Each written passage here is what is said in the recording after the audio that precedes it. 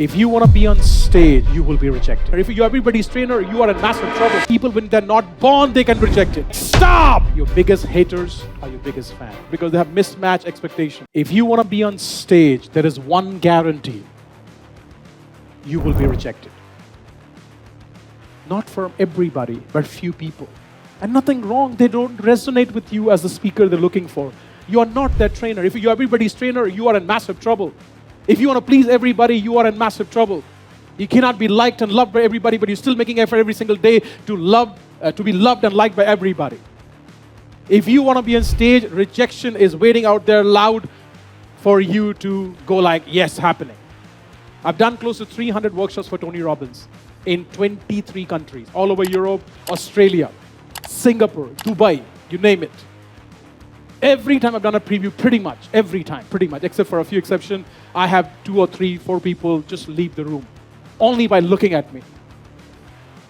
They don't even give me even 10 minutes, 5 minutes to speak and make a point. Just by looking at me, they go like, huh.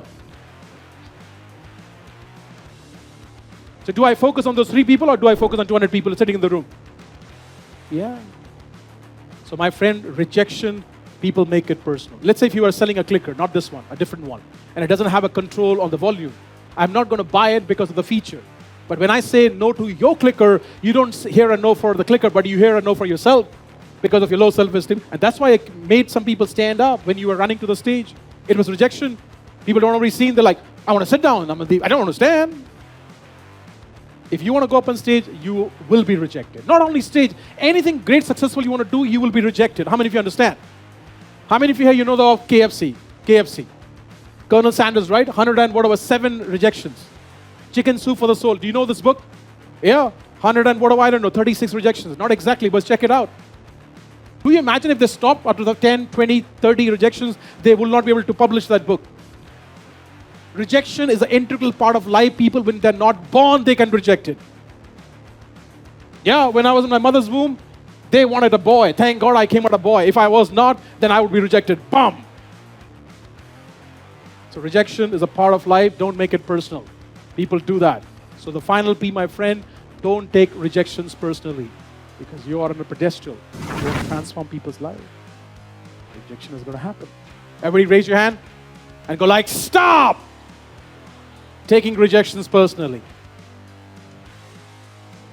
People will reject you for all different reasons. You're too tall, you're too short, you're too fair, you're too dark, you speak too fast, you speak too slow.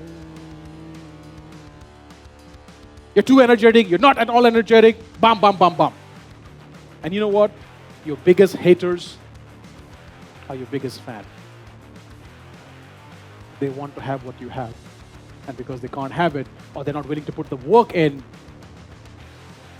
And for rejecting today, today's world, you need nothing. You need an internet connection, and you need frustration, and you need something called late night no sleep. And then you want to see who's doing well. And some people take it too personally. And some people kill themselves, with those rejections. Excuse me? And I'm not saying it's very amazing when you receive rejection. Yeah, part of your heart pains. You give everything you can, but then still some people don't get it because they have mismatched expectation. What kind of expectation? Mismatched expectation, okay.